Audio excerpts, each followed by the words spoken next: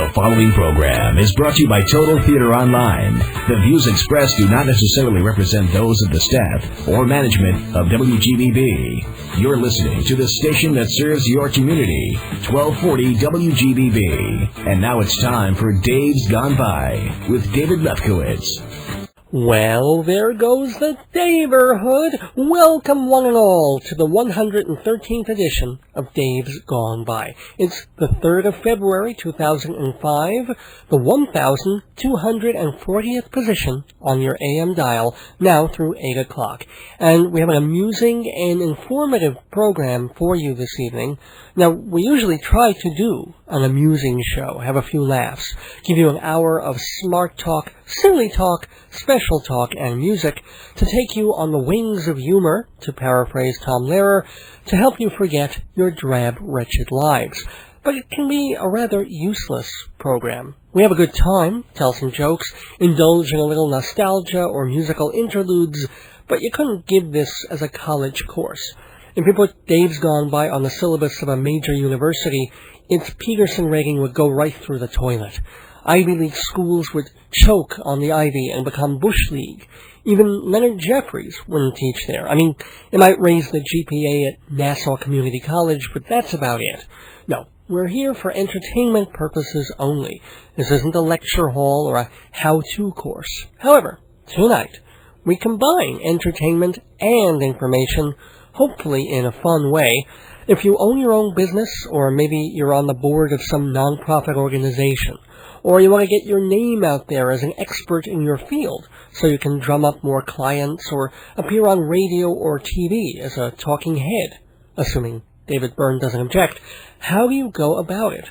Maybe your store needs more traffic, or you're running an event that needs more publicity. How do you tell the public without spending bundles of money on advertising or making the post office rich on wasted stamps? Well, a fella named Tom Peric has literally dozens of suggestions that he put in his book, Wacky Days, How to Get Millions in Free Publicity. Some ideas are easy, doable in an hour or two. Some require an almost full-time commitment, but they're almost all sensible, logical, and worth considering. I don't have many authors on the show, but I invited Tom Peric not just because he's interesting and full of good advice, but I was literally begged to by a friend of mine, Rabbi Sol Solomon. He's a frequent guest on this program, and he heads a religious congregation on Long Island, and they're always desperately looking for ways to raise money, ways to attract more parishioners. So he said, please, Dave, that's me, Dave Lefkowitz, radio personality, journalist, and humorist, and Rabbi Sol Solomon says, Dave, please, get this Wacky Days guy on the show. And I said, you know what, Rabbi? I'll do you one better. Since you're so interested and have so many questions, I'll let you do the interview. So, returning tonight on Dave's Gone By, Rabbi Sol Solomon taking the mic to interview Tom Peric. Should be quite a conversation. Plus, we haven't forgotten the comedy. Up next, one of our longest-running segments, The News Gone By, a look at world events from, well, a wacky perspective. Just remember that this program is rated DGB-13 for the occasional colorful comment that could corrupt the kiddies.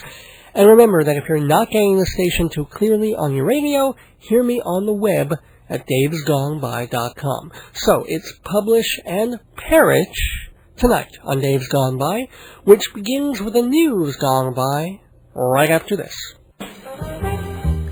Before you go to the box office, before you spend your hard-earned money on a Broadway show, do the research. With theater tickets topping $100, why not invest the time to see if you want to see it? Read Performing Arts Insider, your guide to all of New York theater, with timely listings, reviews, rumors, everything you need to know before you go. Performing Arts Insider. Single issues and subscriptions available from TotalTheater.com or call 516-295-1511. And Dave Lefkowitz is here for the play-by-play by Dave in his book of plays, Marriage, Babies, and the End of the World. Comedies, satirical, silly, sad, and strange, all collected in a great-looking book. Just $20 hardcover, $12 soft, 516-295-1511, or davesgoneby.com for Marriage, Babies, and the End of the World. Da-da-da-da-da-da! Play Dave! Shalom, goddammit! Welcome back to the Dave's Gone By radio program. I am Rabbi Sol Solomon, leader of Temple Sons of Bitches in Great Neck, New York, and I have a wonderful guest on the phone with us this evening. He has written an interesting and extremely useful and readable book. It is called Wacky Days, and it's good except it got the longest goddamn subtitle I've ever seen on a book. How to get millions of dollar signs and free publicity by creating a real holiday, and that's a real in quotation marks there, and the end is an ampersand, other tactics used by media experts. And if this were not insult to injury, the man's name even has a thing on it. So if you try and look it up or write it, you can't just write the name. It's T.S. Peric, P-E-R-I-C, but there's a thing, a streichel over the C that makes it, you know, that it's a ch instead of a ch or a k. Oh my God, I'm already exhausted talking about this. Are you still there, Tom? Yes, Rabbi, it's great to be with you. I'm glad to see that you know what that ch means. You're right. I never anglicized it. We kept it the Eastern European way. It's Croatian. Is it Croatian? Yes, it is. So where were your parents during the war? That's what I want to know. They were in Croatia or escaping Croatia. All right, that's the correct answer, let me tell you, or else I'd be hanging up right now. But no, I've enjoyed your book so much. It's because the title, it's not exactly misleading, but most of the book is not about creating a holiday, creating a quote-unquote wacky day. Because, let's face it, Jews, we're not basically wacky. We do not have the wackiness gene. And so we have to do other things to publicize what we're doing and to let people know our businesses, our goals, what we're trying to sell. So what are some of the things that you talk about in the book to get publicity for people? Well, the real thing is in the book itself, and what I do is an example of it. You are correct. I took one chapter of the book to create a wacky day, which we'll come to in just a second. Okay. And the idea is that you can create a wacky day and build a news theme around it. And you see, when I looked at my own book, and this isn't really about me, but it's about your listeners, but I said, who's going to put me on a radio show, on a general radio show, not a business show now, and talk about publicity? No one, because they don't care. However, for fun, for information, to be informative and entertaining, they would put me on to talk about National Broccoli Week and National I Forgot Day. So what I did... When was National I Forgot Day? That was July 1st. Oh, damn it, I forgot. In fact, I want to tell everybody that today is No Interruptions Day. That's December 30th. On this day, there shall be no interruptions at work. We minimize or eliminate interruptions to our thought processes or any of those tasks that we perform. Well, you've also made it National, let's confuse everybody because this is not airing on the same day. That's right. But no, there are some other really interesting, like in your publicity materials, you mentioned there's No Excuse Sunday. What is that? Well, that's a day where everybody always seems to have an excuse for doing something, and that's the day when you just don't have an excuse. In fact, you know, Rabbi, we have some really important days coming up in January. Such as? Oh, for example, the whole month. It's called Image Improvement Month.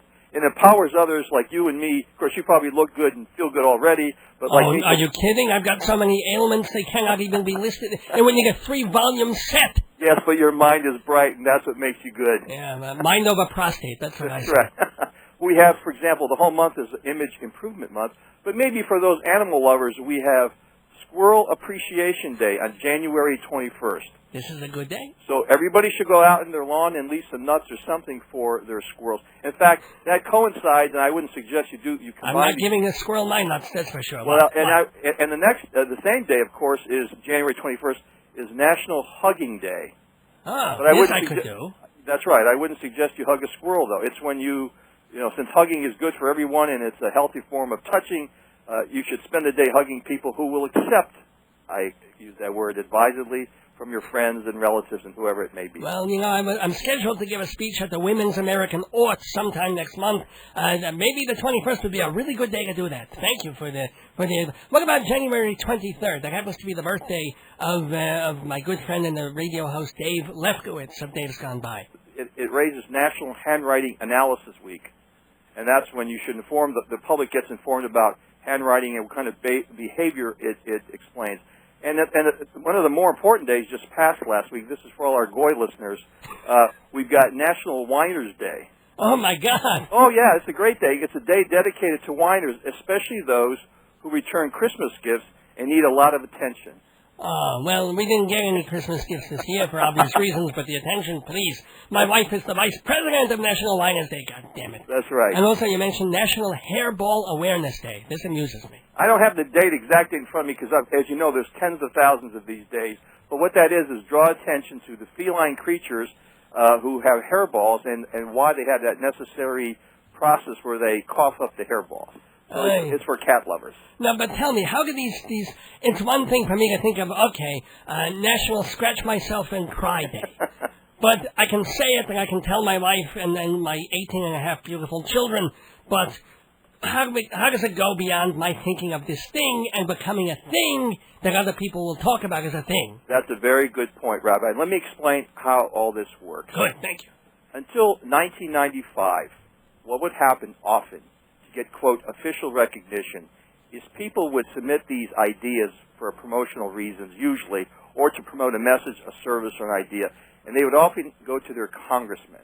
And in fact, coincidentally, my wife, who attended school at Columbia and was a Fulbright scholar, was a legislative director for a U.S. congressman. And she said, oh yes, she says, people would come in all the time, and they quit doing it. I think it was in 1995 for a very simple and a good reason.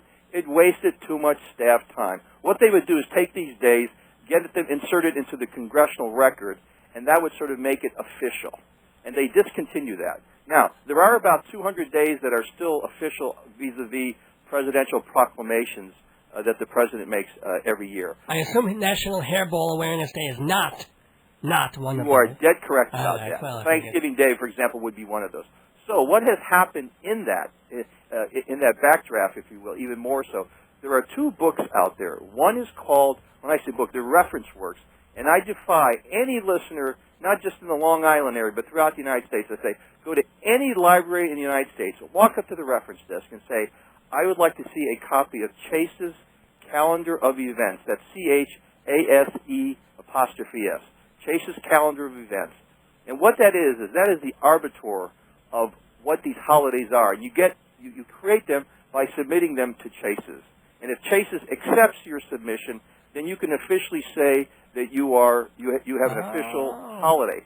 Now, the key is with Chase's is if you submit it, they accept it, it's actually there. Now it's up to you to promote the day. Now, the only thing they won't do, unless you're very famous already, you can't create a day to celebrate your birthday or my birthday. And they probably won't do it for an anniversary. But virtually anything under the sun, with one exception, of course, and that is, does the day exist already? And it's a day, they're not going to duplicate themselves. But what if the day is vaguely obscene or something like that? I have carefully looked at Chase's. I have this huge book right here in front of me. It's very expensive, by the way. I mean, if you want to buy one, it's somewhere in the vicinity of, and it's a reference work. It's about $60, I guess. But the libraries carry them. I do not see one reference, and I've gone through this whole book, obviously, for my own book and for my radio appearances, and I've never seen anything that is even slightly off color.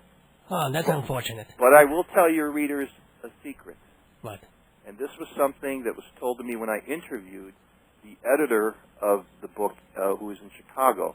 And the secret to this, if you create a day, is you must renew the day if you wish to have it continued in there. And she told me, surprisingly, in fact, that somewhere upwards to 30% of the people who, quote, create a day fail to renew, so they drop out of it. And by the way, registering this day is extremely expensive, too, I should say that. It costs nothing. Oh, I like that. I'm going to register 25 days tomorrow. That's right. What you do need is an official entry form, which people get. Here's my little plug. When you buy my book, I give you an official entry form for Chase's, And I also give you the official entry form for John Kremer's book, and I give you sort of a tip sheet on things you should consider.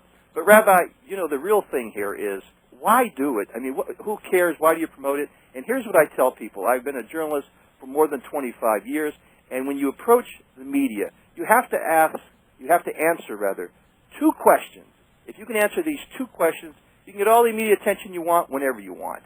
You have to answer the first question, which is it good for the Jews? Well, that's right.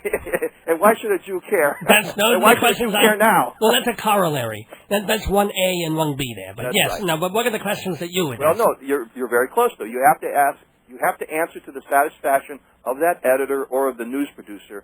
Why should I care? And the second question is, why should I care now? And so what you've done by either creating a day, or for your listeners, remember, you don't have to create any day. Go get the book and see. Let's say you own a laundry, and there's a couple days that celebrate laundry service in the country, so you could tie some marketing or publicity to a day that's already created. You know this because you're in the business. You don't have to attract all the media at one time. What you have to do is attract a segment of the media, and the media, and I've been part of it, is really a pack. And it's like a herd that follows a lead steer.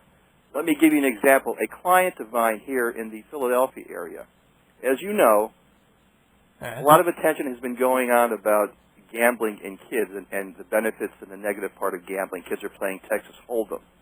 With a dreidel yet. It's rather scary, yes. That's right.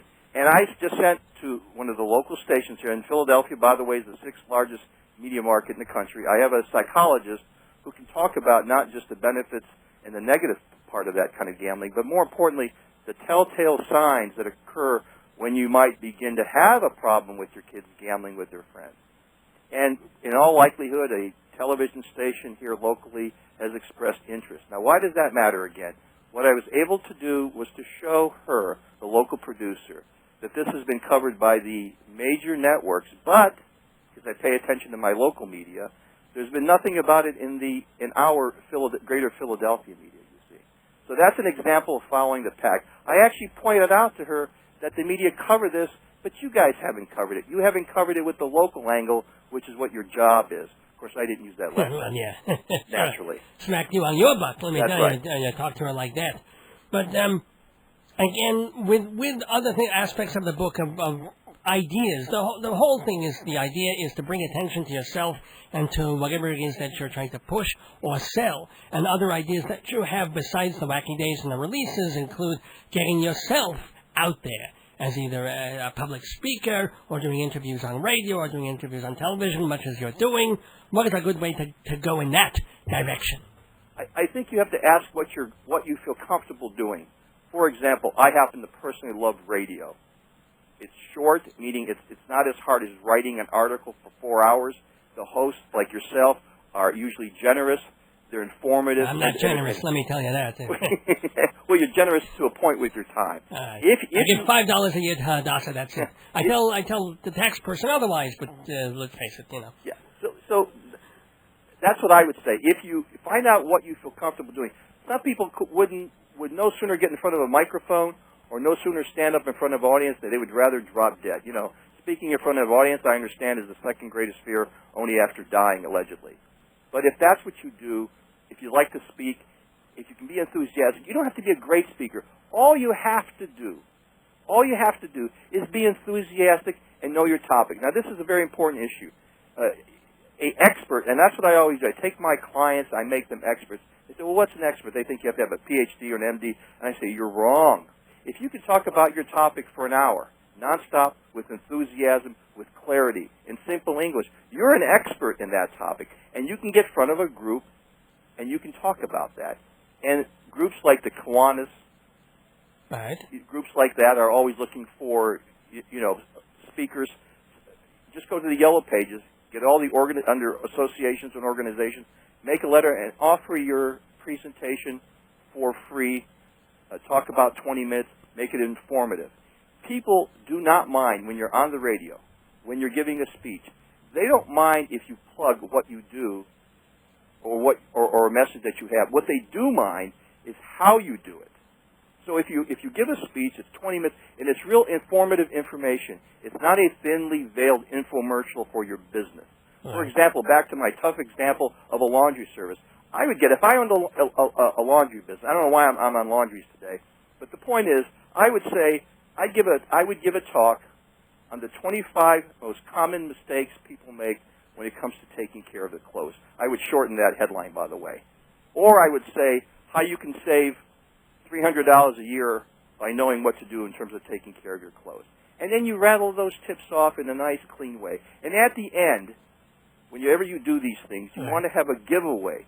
You want to leave people with something so they can reach you, whether it's these days, website, easiest thing in the world, it's cheap, a toll-free number. In my case, it's 877 Wacky Days. Did you see how I did that? I get it, yeah. It's good to have a number like that. And a business card. You always need exactly. a lead behind the thing. I spoke to the president of the National Speakers Association. I had lunch with him in California. And, he's a guy charging $9,000 for an hour speech. And I said to him, this was about 4 or 5 years ago, I said, what is the best promotion you've ever used in all these years? And you're a real savvy guy, knows how to do publicity. And he kind of looks at me and says, you won't believe this. He says, my business card. He says, I think I've given thousands of them out. But the point is that that's a natural way of doing it, the speaking or the radio. Let's say you don't like to do that. Let's say you get tongue-tied. Write articles. Whenever you write articles as a freelance writer in an area, virtually every editor allows you what they call a tagline. And that is the descriptive sentence, sometimes a paragraph, where you say, here's your name, here's who you are, here's a phone number, and sometimes they even let you promote a product or service if that's what you're promoting. These are the days of the endless summer. Wait, did he just say these are the Daves? These are the days. He did. Van Morrison is singing about Days Gone By and the CDs we have of the show. Dozens of complete episodes available on cassette and CD. $14 a piece for CDs, $12 for cassettes, and cheaper if you buy more. Go to davesgoneby.com and get these precious presents today. Your precious present. Hey, can I get these things copied? Yeah, dude, 15 cents a page, plus ink, labor, parts. Parts? Yeah, I need that of heavy stock, bound, and laminated. Whoa, we don't do that. Alright, just copies then. No problemo, take a week or two. What? Give me my copies back. Just a minute, man. That's it! Minuteman! I should have gone to Hewlett Minuteman Press. They do everything. Copying, shipping, gifts. 1315 Broadway in Hewlett. Ain't that next to Fortunoff? Out of my way, hippie. I'm off to Hewlett Minuteman Press. Copy on, dude. Hi, this is Tom Peric, author of Wacky Days. Welcome to our show, Days Gone By, on radio WGBB. I had a client in the Midwest, in a major Midwest city, had the largest architectural firm in the city, and the president was a very smart guy. He had to be Jewish, too, by the way, okay? Oh, that's now right. I like him, yeah. That's right. And he said to me, he says, I don't care about the public, and I don't care about architectural magazines. I won't mention their name, but what he said to me was this. Very smart guy. He said, what I do care about are the builders who are going to think about which architects they want when it comes to deciding that they want to build a new mall. He said, I want to be in those magazines. I want to be in the magazines that developers and builders read. When I started out with them, the previous year, we estimated they got about $10,000 worth of free publicity by doing nothing, just by being around. 2 years later, $1.4 million. My goodness. They would go to conventions and people would say to them, man, you're really out there. And we were out there for 3 reasons. Number 1, they hired me. And they listened to me. Oh, that's more. 2, the vice president was smart enough to know that she didn't understand the business. And then the 3rd reason it worked is I didn't implement the entire plan. She had someone on staff who was savvy, smart, and diligent. She implemented, right? I was just calling the shots. We were a team. We knocked them dead. Let's say I wanted to get the word out about this particular radio program. I'm begging for free advice here. Sure. As a favor from my friend Dave. Let's say he wanted to boost not the credibility, because there's zero credibility, but the profile at least of the Dave's Gone By radio program to the general public. Well, you're a savvy guy, and that's a big thing question, so I'll give you shoot from the hip answers. And there's probably some more, but let me give you a couple. As long as it's not a hip fracture answer, I'm good. We won't fracture you. Here's what I would do. let's start with the low end and let's work our way up, okay? All right. The low end, sounds like me in the bedroom. Okay. that's right. The low end would be this. There are a plethora of courses at colleges, adult education courses. I would teach some courses about radio. And I don't mean in a boring way now. For example, you are an expert, at least in two areas that I know of. You're an expert on being Jewish. Yes, this is You're true. you're an expert on being a radio. And since you're a guy, at least I think with the name, right? So you're an expert on being a guy. Wow. And then the fourth expert is you're an expert on being a Jewish guy, okay?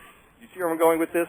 So what I would do is I would teach a course or two about How to be an angry Jewish guy on radio? how did you get the course? Don't you think that there's other people who want to have a radio show like you? I would show them how you did it and what you did, okay? What have you done here? First of all, you never know who's in the audience. That may be a part of the media or an important contact. Number two, guess what? Now you're not just a radio host. I don't mean just, okay? But you are also now And a rabbi. teacher or an adjunct.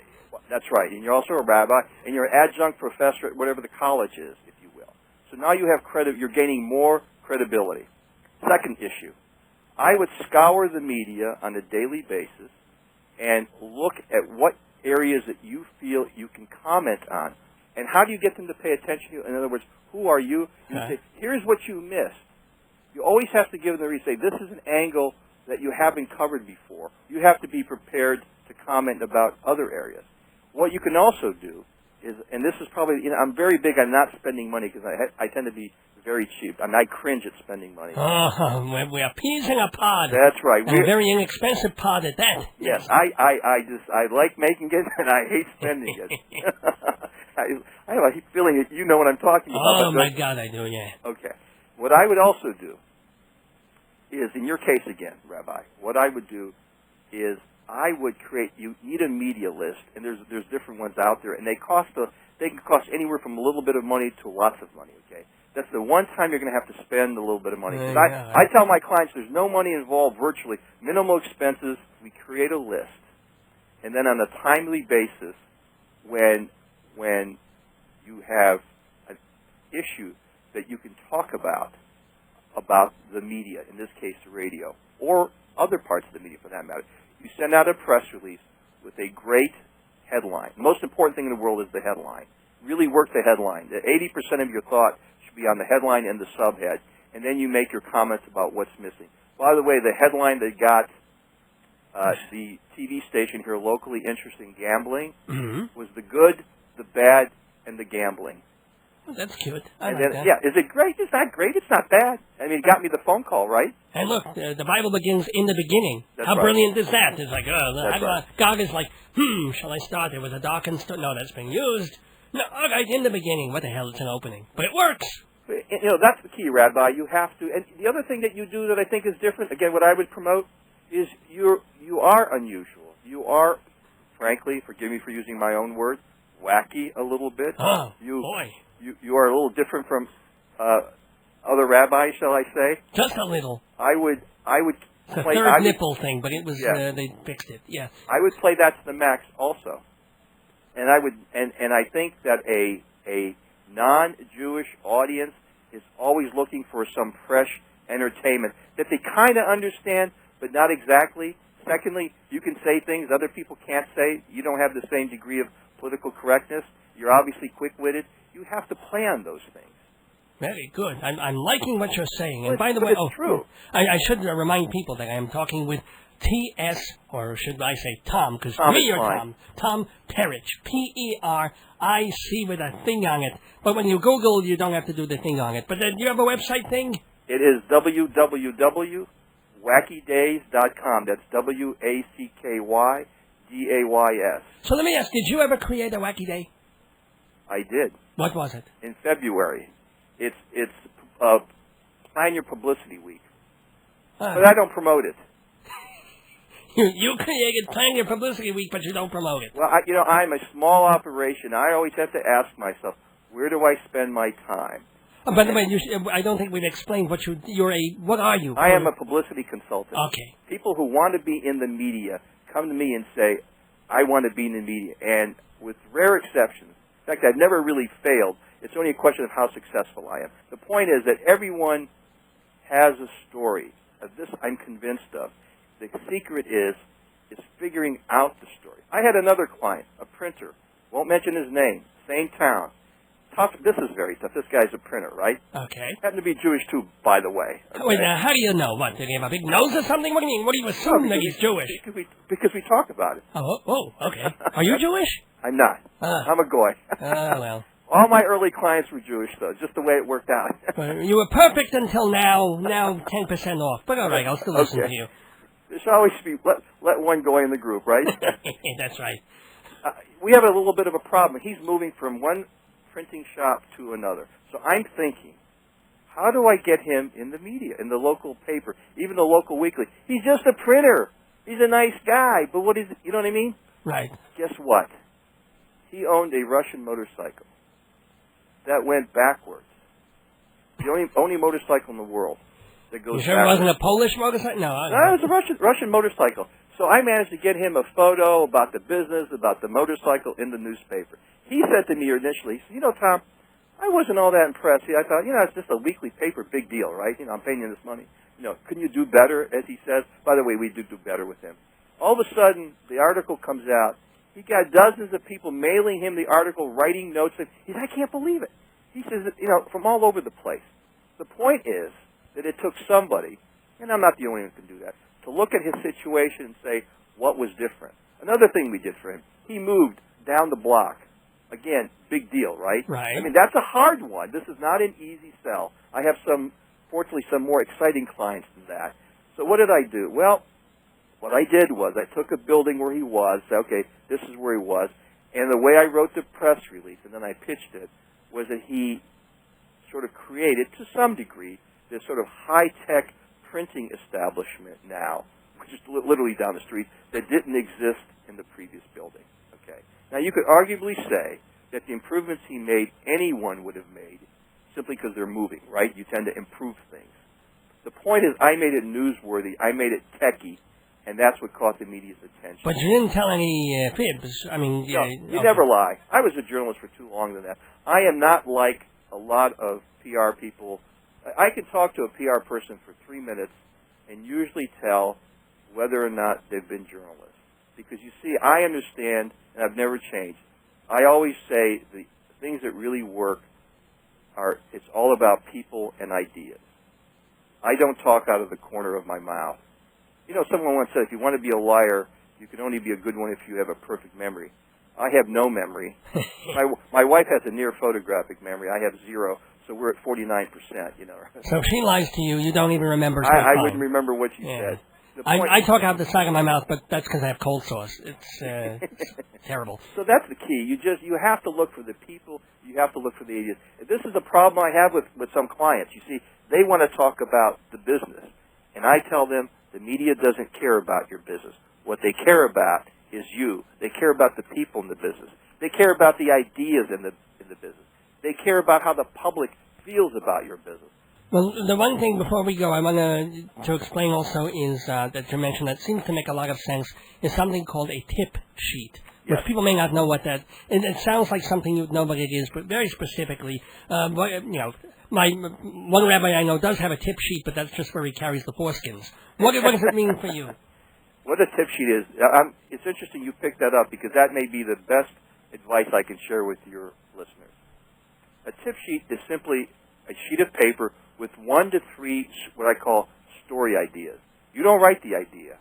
You give a good headline again, and then you simply explain the headline. You support it or explain the idea in 1 paragraph, 2 maximum. Of course, you give 2 or 3 because you want to give choices. That's the classic sales technique. Still works. Never, obviously 1, 2 is fine, never more than 3. Why waste ideas? Get them to pick. But here's the key. The ideas are often geared to where they're going to need a source or an expert. Guess who the source or expert is? Uh-huh. It's you. And when you get to the higher levels of this game, I even call the media. My doctor is a specialist that I see, even though I'm very healthy. He was on TV here on Monday. I had him on local television. He's not a client. I did it for two reasons. First of all, because I liked my doctor. He happens to be Jewish. Oh, this is He's good. a great guy. He's a super guy, super doctor. You ask everybody you talk to, are you Jewish? You seem to know. You seem to have this thing. As I always say, it comes up in the conversation. I mean, I met a few Croatians in my life, but it is not the first topic of conversation when I meet somebody, especially when I'm in Harlem, you know? But the key here is that I also I went to the news producer who I've worked with in the past, and what am I saying to him? I'm saying that when I come to you, I have good ideas. This is a good thing. It was a good idea to have you on this radio show. You are wonderful. You're quick. You're smart. You have fun, which a lot of people don't have, and you know how to keep the pace moving. Is that something in your book, Flagger the Host? Because it works. It's good. You know, I'm thinking about having you on again, that's for sure. Rabbi, everybody needs a pat on the back, and you know that. I'm going to pat a couple of other places, too. But here's the pat for you. It's Wacky Days is the name of the book. I'm not going to read the subtitle again because we don't have time, but I will remind people one more time that Tom Peric is the author, and you can go to his website, wackydays.com. And thank you for spending some Wacky Dave moments. Get there's a little pun there for you. Thank you so much. I wish you a most happy and successful and publicized 2005. Thank you so much. Rabbi, I wish it for you and all your listeners, too. Oh, honey, you turn me on the radio. That's right, Joni. I turn you on all week long for a bunch of shows on WGBB, like Wednesday nights at 11 for psychic astrologer Joyce Keller, hosting radio's longest-running psychic advice show. She knew I'd say that. Thursday nights at 6, an hour before Dave's Gone By, it's WGBB Tonight with Larry Davidson. And then, right after my show, Smooth Jazz, the Instrumental Invasion with Mike Shameri at 8. Friday nights at 6, Bonnie D. Graham has advice about being single and singular on Long Island's dating. It's a madhouse. It's a zoo. It's Mikey and Jimmy, Saturday nights. And then on Sundays at 7, Joe Salzone offers conservative politics with a sense of humor and an open mind on your world. If you're driving into town with the dark cloud above you. Dial in AM 1240 WGBB for Joyce Keller, Wednesday nights at 11, Larry Davidson, Thursdays at 6, yours truly at 7, Mike Shameri, Thursdays at 8, Bonnie D. Graham, Fridays at 6, and Joe Salzone, Sundays at 7. Call me at the station, the lights are open.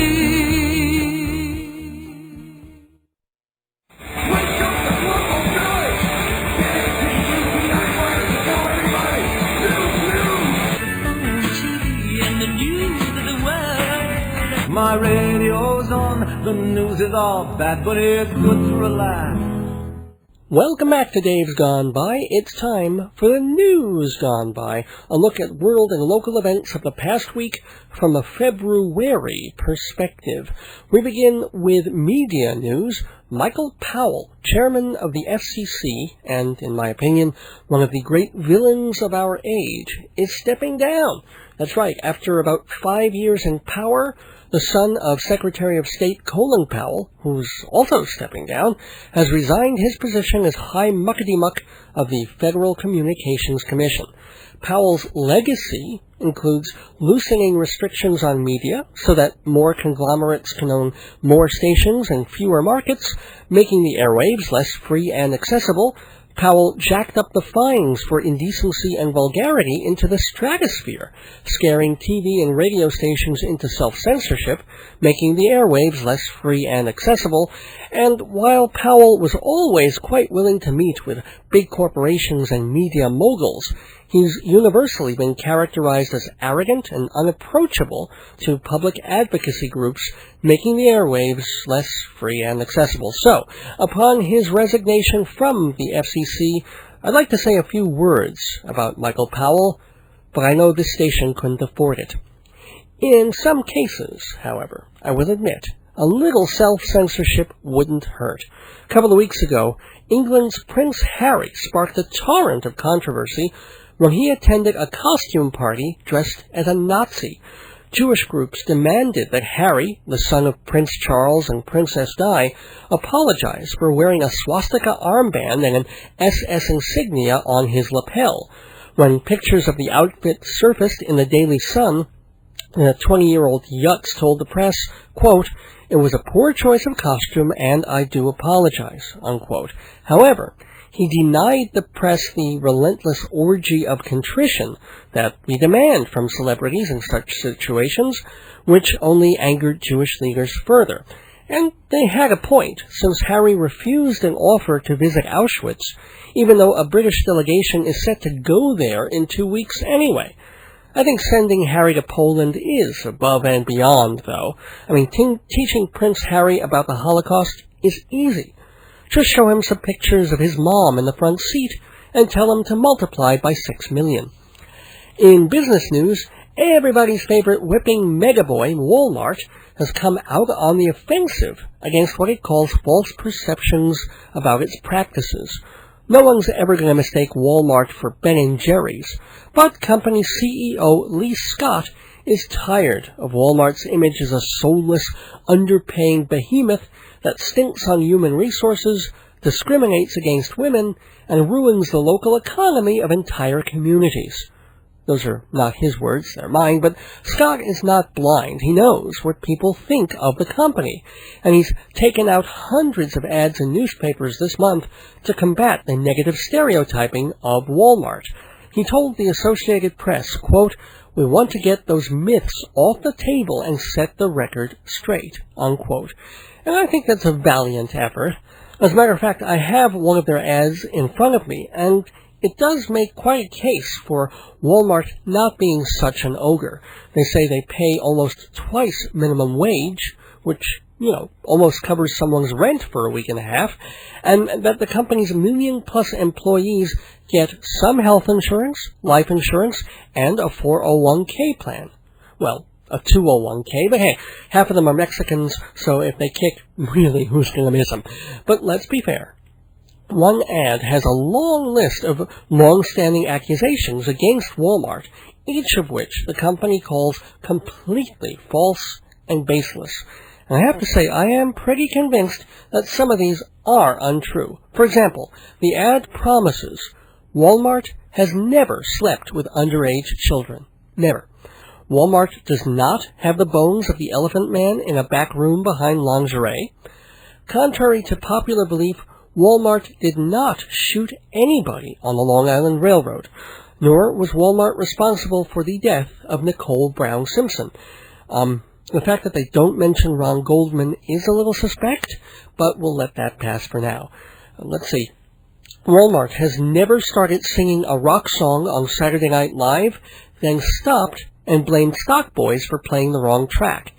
Walmart was not responsible for the massive slaughter of Cambodians in the killing fields, nor was Walmart in any way connected to the mass suicide of the Heaven's Gate apocalypse cult, although many of the victims did buy their sneakers at a significant discount. And finally, Walmart is not responsible for that yellowish stain on your guest room carpet. That was Uncle Morty, who just could not wait.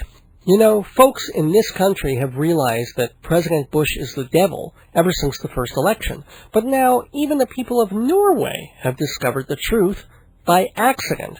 During the inauguration 2 weeks ago, President Bush was giving a wave to the University of Texas marching band. He raised his index finger and pinky in the standard hook 'em Longhorn salute that most Texas football fans recognize. But Norwegians don't get to many college bowl games, and to them, the gesture means devil horns, something more apt for heavy metal fans than presidents. When asked if he realized that Norway might misinterpret his harmless wave as a satanic signal, President Bush laughed, began speaking backwards, and eating the souls of those around him. Speaking of eating the indigestible, I've heard time and again that nobody makes real Italian food like Italians in Italy. But every once in a while, that's kind of a blessing. Last week, a pizzeria in Florence was fined $4,000 because a customer discovered a tooth baked into the crust of a slice he was eating. This happened in 2000, and the customer actually paid his bill back then.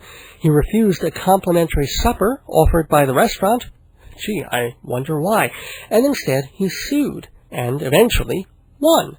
But the pizzeria's defense lawyer told Reuters, quote, "It's insanity." I'm quoting here, by the way, attorney Massimiliano Manzo. He told Reuters, quote, "How is the owner of the pizzeria going to force employees to go to the dentist every day or strap a lid over their mouths?" Unquote. It figures a lawyer would miss the obvious solution to this problem, keeping your mouth closed. From food, we move to beverage. And who says you need a bunch of wild teenagers for a keg party? One Czechoslovakian man had a beer bash all by his lonesome last week. Unfortunately, it was illegal. He hid in the bathroom of a restaurant in Brno until the place closed for the night.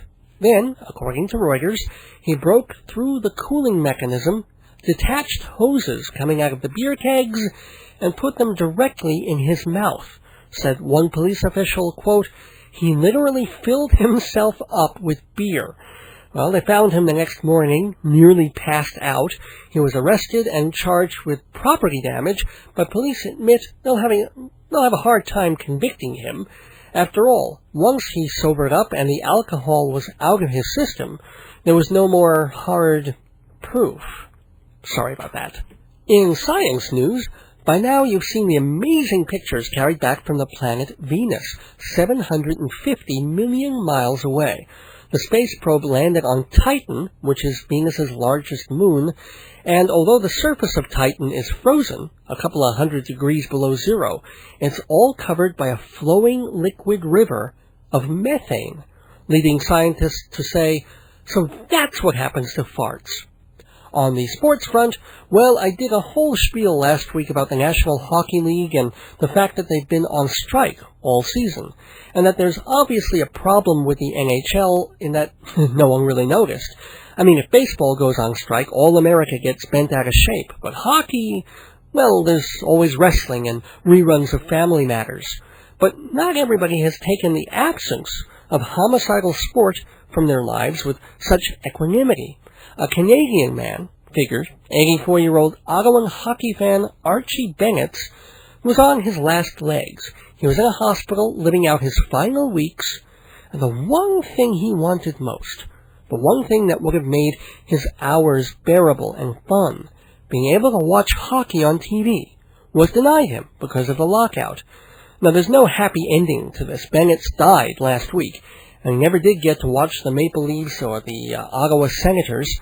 Did you even know there was a team called the Ottawa Senators? Never getting to see them play again. But Mr. Bennett got his due in a macabre way. He instructed his son to include in his obituary an angry rant against the commissioner of the NHL and the chief rep of the Players Union. So, in his death notice, Bennett calls the two leaguers skunks, and he urges the commissioner to step aside and give Wayne Gretzky his job. Now, I feel privileged in that I have a radio show, so every week I get to speak my piece about whatever is on my mind. Other people have to pick and choose their moments for being heard. Still, I doubt that when it's time for me to join the choir irascible, if I would waste my final message to the earth on something as silly as hockey negotiations. I'd probably just go with something simpler, like 2 words on my tombstone, puck you. No, but the principals in the hockey dispute have taken Bennett's message to heart. The head of the Players Union wants to frame the obituary and put it on the wall of every locker room in the league.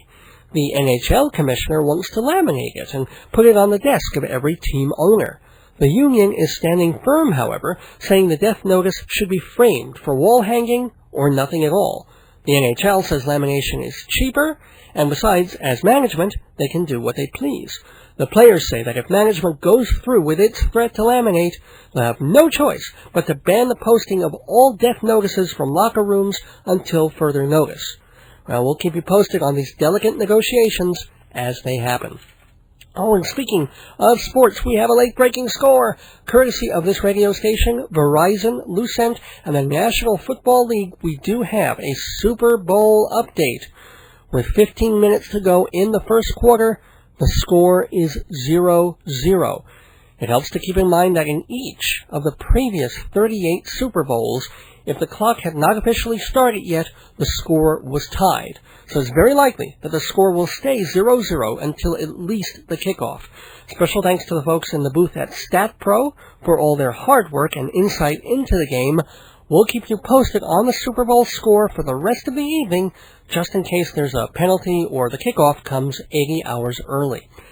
Finally, in the news gone by, police in British Columbia are on the lookout for a thief who stole 3 male appendages from a sex toy store in Vancouver. According to Reuters, a clerk discovered the man stuffing the fake body parts into his clothes, and he asked if he'd need batteries for them. The guy panicked and ran out of the store, sans batteries, but with penises. Police described the man as white, middle-aged, medium build, 5 foot 10 inches, 6 inches, 9 inches, and 12 inches. And that's the news gone by for February 3rd, 2005. Please send your comments, criticisms, and poached penises to Dave's Gone By, P.O. Box 62, Hewlett, New York, 11557-0062.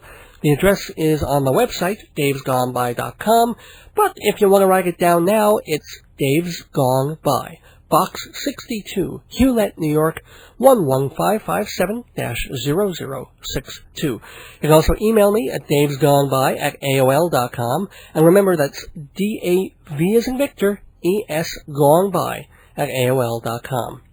Now that the show is on cable radio, thanks to DFSXradio.com, and we're looking for other syndication opportunities, it's more important than ever to get feedback from fans and listeners. Just to say you get a kick out of the program, or to make a suggestion, or to say, hey, I recommended your show to some friends of mine. I think it's just right for their senses of humor.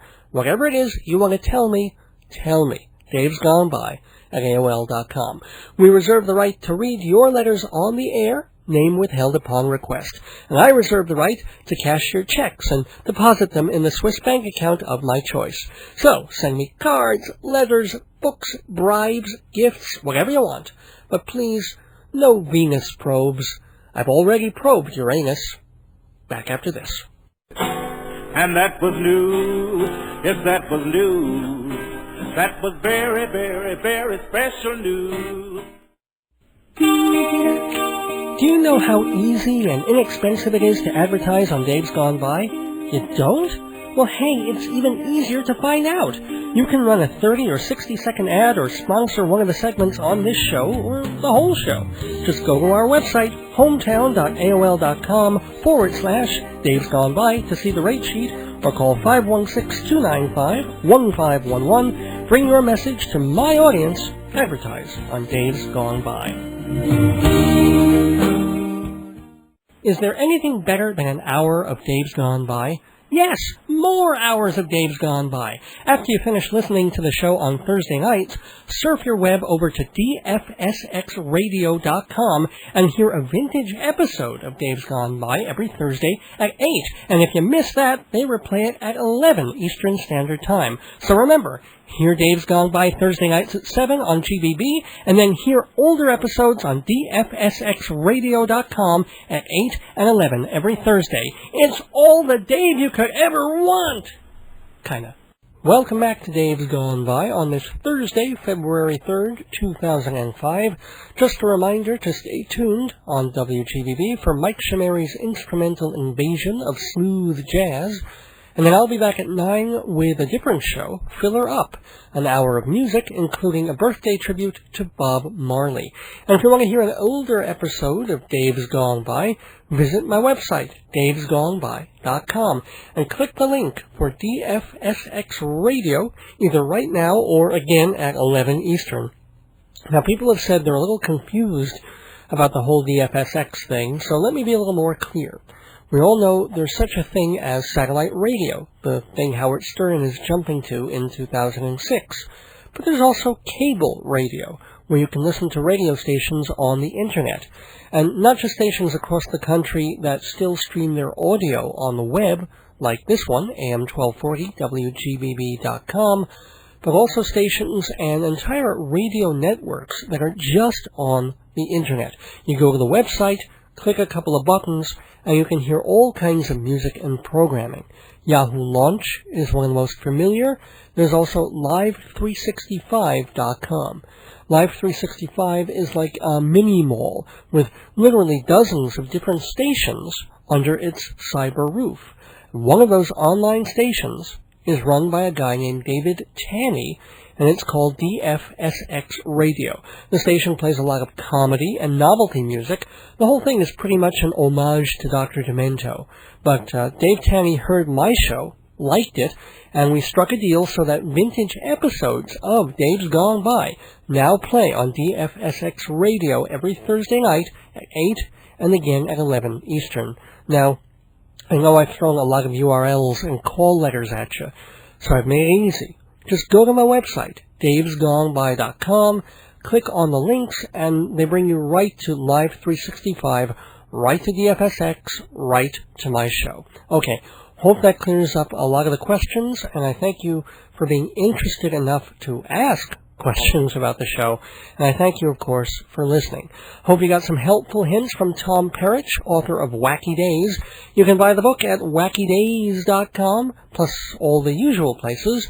And my usual thank yous to my wacky and wonderful wife, Joyce, to Program Director Tom, to my sponsors, Hewlett Minuteman Press for the best copying and printing on the South Shore, and Total Theater, publishers of Performing Arts Insider, the best theater magazine anywhere. Thank you to Rabbi Sol Solomon, great job on the interview, and Tom Peric, of course, for helping make this one of our wackiest Daves. But we'll do our best to be just as wacky next week, Thursday, February 10th at 7 p.m. Until then, don't miss your days going by. This is Dave Lefkowitz wishing you good night, good publicity, and gone by.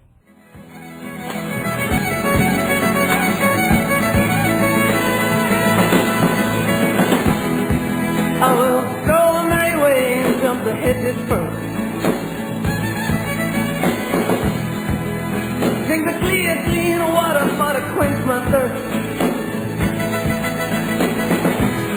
And I will watch the ferry boats and they'll get high against the blue ocean, against the moral sky. And I will walk and talk in gardens all wet with rain. Never, never, never, never get so old again.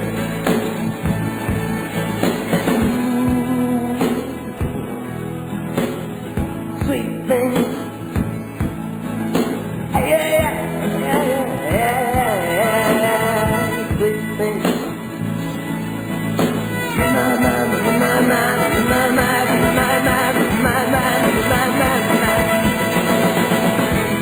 I will drive my carriage down your streets and cry. Hey, please, dynamite, and I don't know why. And you will take me to warm your arms again. And I will not remember that I ever felt the pain.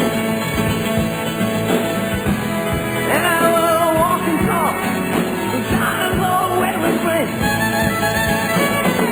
Never, never, never, never, never get so old again.